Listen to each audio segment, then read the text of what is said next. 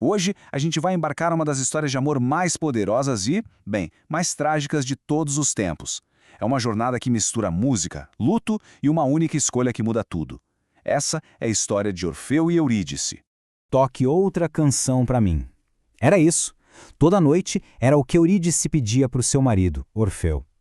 Essa frase, tão simples, já mostra o coração de tudo.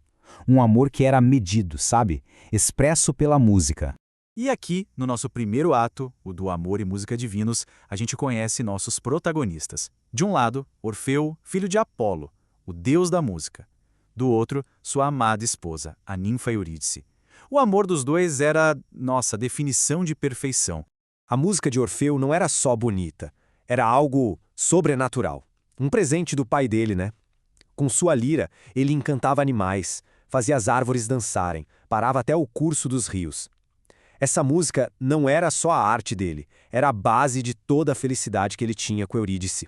E agora, o ato 2. Uma morte prematura. Porque é como em toda grande tragédia, a felicidade não costuma durar muito, né? A harmonia tá prestes a ser quebrada. A desgraça vai mudar o destino deles para sempre. E quem é o gatilho para essa tragédia? Um pastor chamado Aristeu. Ele tinha uma paixão doentia pela Eurídice. E quando ele a vê sozinha, bom, ele acha que é a sua chance. E ali, a paz do mundo deles começa a ruir. A tensão aqui sobe de uma forma absurda. O que era um passeio tranquilo vira uma perseguição, uma fuga desesperada. Eurídice corre para salvar a própria vida. E então, o destino intervém da forma mais cruel que se pode imaginar. No meio da fuga, do pânico, um passo em falso. Um erro fatal, totalmente aleatório. Ela pisa numa cobra. O resultado é esse, imediato e absoluto.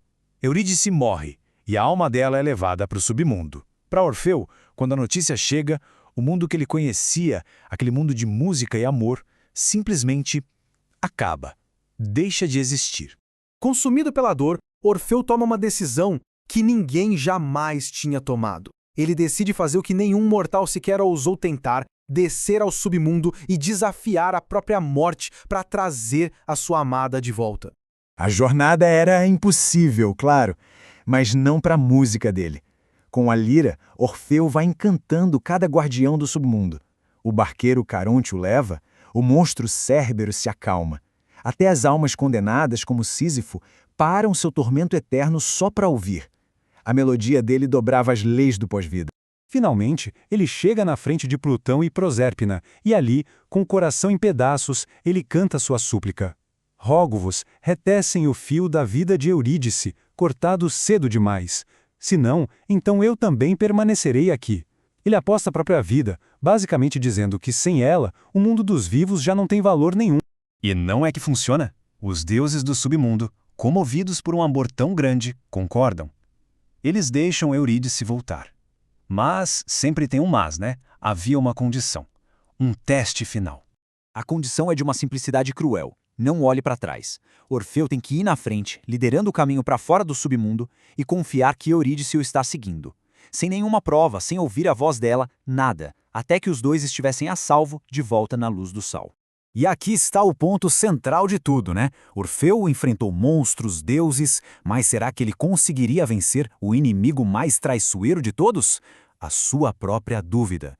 O teste final não era contra uma força de fora, mas contra aquela vozinha dentro da cabeça que questiona, que teme, que precisa ver para crer. A agonia dessa subida é, quase insuportável. Orfeu se aproxima da saída, mas a dúvida vai corroindo por dentro. E atrás dele, Eurídice é só uma sombra silenciosa.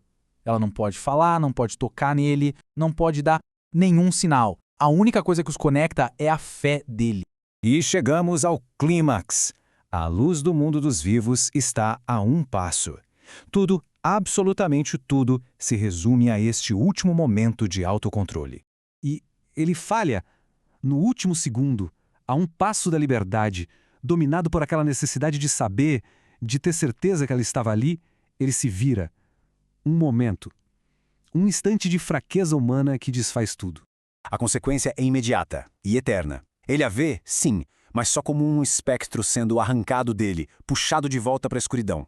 Ela ainda tenta estender a mão, Mas já era. Ele a perdeu pela segunda vez, e dessa vez por culpa dele.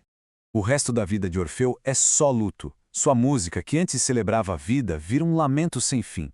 Ele vaga sozinho até ter sua própria morte trágica, mas, na morte, ele finalmente consegue o que não pode ter em vida, se reunir para sempre com sua amada Eurídice. E a gente termina com essa pergunta no ar. O que é pior? Perder um grande amor para o destino ou perder esse amor por causa da nossa própria fraqueza, da nossa própria dúvida? A história de Orfeu e Eurídice sobreviveu há milênios porque ela força a gente a pensar sobre fé, amor e sobre a fragilidade humana. É um conto sobre lutar contra os deuses só para no fim ser derrotado por si mesmo. Obrigado por acompanhar essa jornada com a gente.